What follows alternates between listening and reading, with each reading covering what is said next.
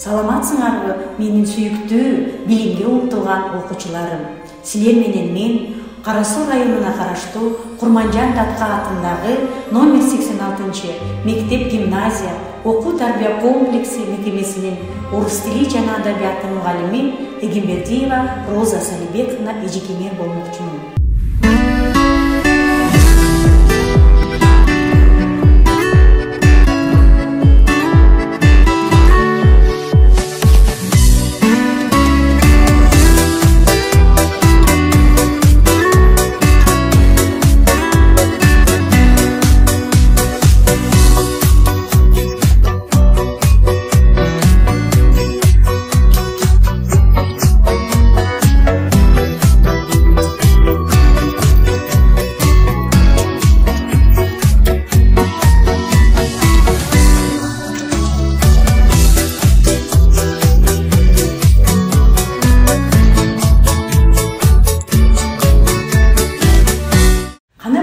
Бири-бирибизге жымайуу менен жагымдуу маанай тартылып алалы.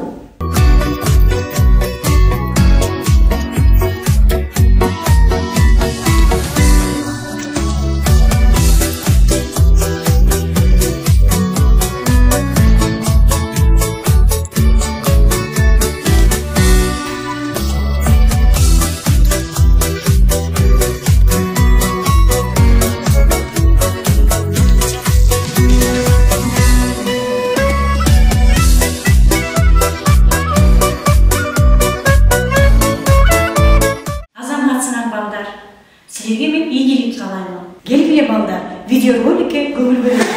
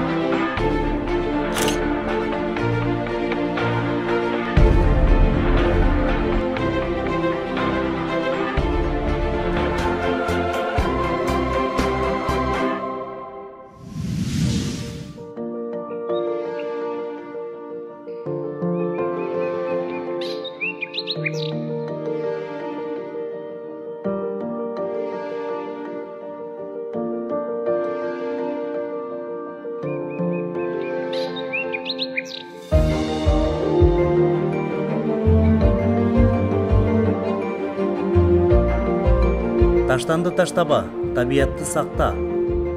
Балдар, бул видеороликтен эмнени байкадыңар? Бүгүнкү сабак эмне жөнүндө болот деп ойлойсуңар? Туура айтасыңар балдар. Бүгүнкү сабактын темасы таштандысыз дүйнө.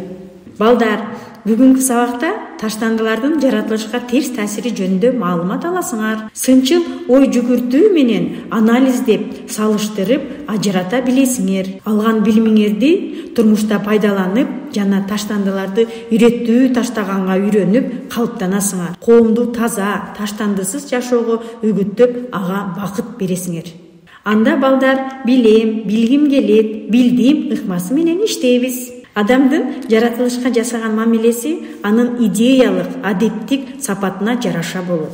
Ата-бабаларыбыз табиятты ыйык тутуп, ага өтө этияттык менен мамиле жасашкан. Бул боюнча Манастын 7 усуятынын биринде табият менен таттуу мамиледе болуу керектигин айткан. Илгертен бери кыргыздар жаратылышты коргоп, баалаган. Буга төмөнкү мисалдар далил. Жаратылыш байлыктарын сактоо үчүн отту өчүрбөй туруп басып кетпеген. Ата-бабалар суларды да ыйык тутуп, анын да пири бар деп аздектешкен. Зарылчылыгы жок бак-дарактарды кыйбоо боюнча насаат калтырышкан. Бул баалыктарды качан, кантип жоготуп алдык? Өнөр жайдагы өнүгүүлөр, урбанизация, булар адам баласынын айлана чөйрөнү коргоодо эмес, кордоодо чоң рол жаратты. Урбанизация калктын жана экономикалык өнүгүүнүн шаарларга топтолушу, айыл тургундарынын азайышынын эсебинен шаар калкынын санынын өсүшү, жер шаарын коргоо үчүн эмнелер жасалса болот деген маселеден улам 1972 жылы Швециянын Стокгольм шаарында 5-iyun дүйнөлүк экология күнү катары кабыл алынган.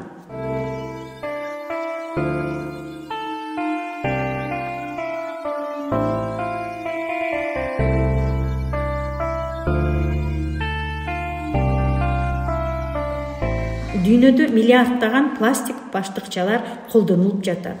Көбүнчө ак түстө болгондуктан Кытайлар бул баштыкчаларды ак булгоочулар деп аташат. Анткени аларды шамал учуруп, ар жерге тарайт. Илимпоздор полиэтилен баштыкчалары тирчиликтен чыккан бүтүндөй таштандылардын 7-9% түзөөрүн аныкташкан. Ал эми бул баштыкчалар жер кыртышында же көлмөлөрдө ээрип же чирип жок болуп кетпестен башка компоненттер менен аралашып же өрттөлгөн шартта абага уулуу заттарды бөлүп чыгарат. Учурда бизде бул баштыкчаларсыз бир да дүкөн соода жүргүзбөйт. Анткени бул сатып алуучулар үчүн ыңгайлуу. Бирок балдар, Европа өлкөлөрүндө ага карата тыюу салынган. Ал эми Германияда желим бөтөлкөнү иштетип, бүтүп атайын урналарга кайтарылганына белгилүү өлчөмдө тыйын да төлөнөт. Кыргызстанда абанын булганышы, саркынды суулар, таштанды полигону учурдун актуалдуу маселеси болуп турат. Таштанды бир гана жерди булгабастан айланасын кошо булгайт. Таштанды маселесине Би Грейн кыймылы 2019 жылдан бери көңүл буруп, таштанды көйгөйү чечүү үчүн бөтөлкө формасында урналарды орнуштуруп келет. Таштанды төгүлгөн талаадагы желим баштыктар 5-7 километр чакырым жерге чейин учуп, айлана чөйрөгө терс таасирин тийгизет. Жапайы жаныбарлар жана үй жаныбарлары оттоп жүрүп, желим баштыкчаларын жеп, ичеги карынына тыгылып өлгөн учурлар көп. Ушул эле көйгөй суу алдында да бар. Таштандыларды ачык таштоо өтө коркунучтуу. Андан бөлүнүп чыккан жыт жагымсыз эле болбостон ага жакын жайгашкан айылдын тургундарына ыңгайсыздык жаратып, ар кандай ооруларды чакырат. Балдар, желим баштык эң зыяндуу ашыкча оокат экенин түшүндүк. Биз күнүмдүк тирчиликте колдонулуп жаткан таштандылар канча убакытта жок болорун билесиңерби? Анда келгиле биргеликте көңүл буруп билип алалы. Тамак аш 2-5 жумада жок болот. Консервалар 100 жыл, кагаз 2 жылдан 10 жылга чейин, желим бөтөлкөлөр 5 жыл, кездемелер 1 жыл, айнектер 1000 жылдан ашуун. Балдар, силер күнүгө канча килограмм таштанды чыгарасыңар? Экология жөнүндө кызыктуу фактыларга көңүл бөлгүлө. Амазонканын тропикалык токойлору дүйнөлүк кычкылтектин запасын 1/5 камсыздайт. Дүйнөдөгү эң таза аба Австралиянын жанында жайгашкан Тасмания аралында. Бөлмөнүн ичиндеги аба эшиктин абага караганда 25 эше кир болот экен. Ошол себептен биз бөлмөнү бат-бат желдетип турушубуз керек экен, балдар. Кадимки эле жалаякшымдар, памперстер, тиричилик таштандылардын жок дегенде 1%-ын түзөт.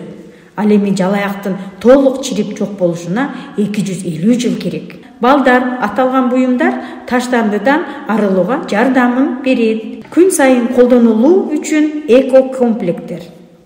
Желим баштыгын албоо үчүн кездемеден тигилген сода баштыкты колдонуу.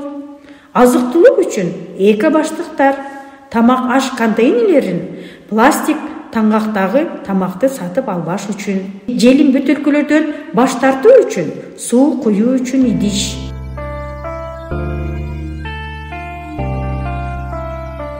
Таштандылардан арылуу максатында андан керектүү буюмдар жасап, аларга экинчи өмүр берсе болот, балдар. Желим бөтөлкөдөн эмнелерди жасалаарын билесиңерби? Андан көчө тазалоочу шыпыргы жасаса болот. Үй тирчилигине колдонуу үчүн ар түрдүү буюмдарды да жасап алууга болот.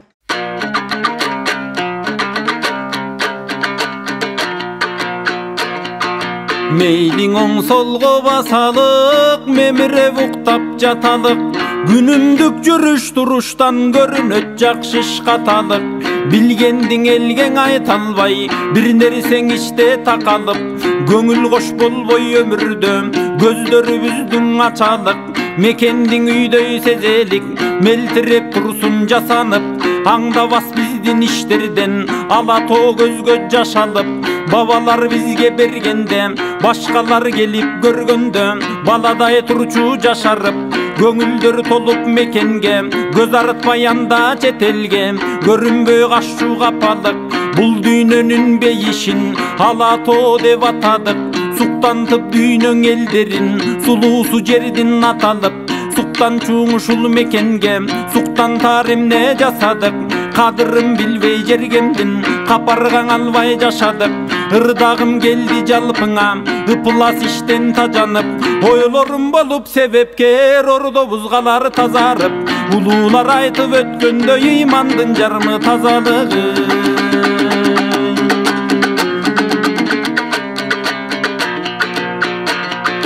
Тазасын кийип кийимден таптаза көйнөк жакабыз, чагылып күнгө жаркырап та чаң баспай турат такабыз. Бир жерибизди кирдетпей, бири-бирибизден ашабыз. Ырактан жабып мурунду, ыплас жерден качабыз. Ак барактай сезилип, атүгүл сүттөн тазабыз. Эл эркин түкүрүп, эркектерин асфай татабыз. Чылымдардын калдыгын черткилеп алыс атабыз. Олтургучтарга олтурбай, кырынан арың ашабыз. Ар түркүн жемек тыштарын ар кайсы жерге чачабыз. Анан ал өлкө кооз экен деп, бул өлкө тазаң экен деп, өз өлкөбүзгө капабыз. Жийиркенкен мындай кылыктан кантип үлгү алат бала чакабыз.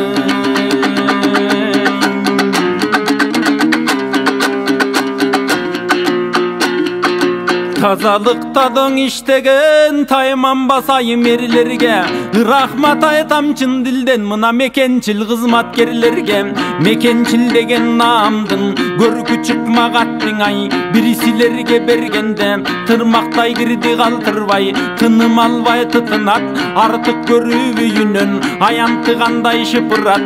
Милдетин таптак аткарып, мейли жай мейли кыш убак, ал эми жумушуна баа бербей кээде жийиркене биз кычырап. Өлкөмдүн жүгүн көтөрсөм, өзгөчөң алар балбанда, бардык жаран милдеттүү сиздерден үлгүң алганга. Тазартышсын жеримде, мейли кедей байларда, карууга толгон жандарда, жеткинчек уул кыз балдарда, айланасын тазартсын атактуу не бир каарманда. Менсинбей үлгүң алышсын министр аким хандарда, биздин мекен муктаж көңөй калкын биз бере турган жардамгы.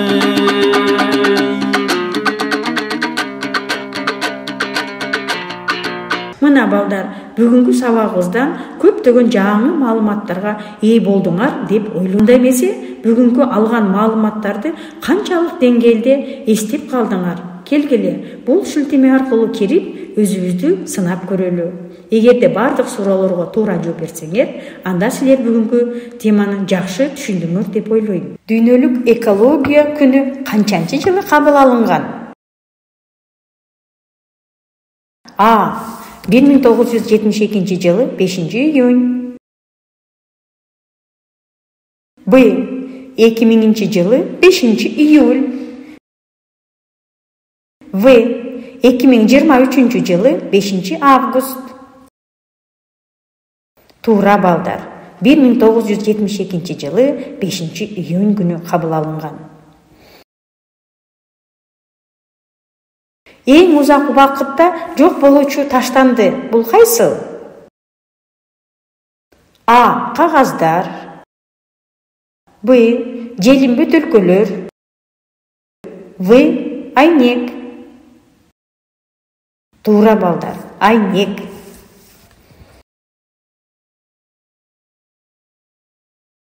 Желим бөтөлкө канча убакытта жок болот? А. 2 жылдан 10 жылга чейин. Б. 500 жыл. В. 100 жыл.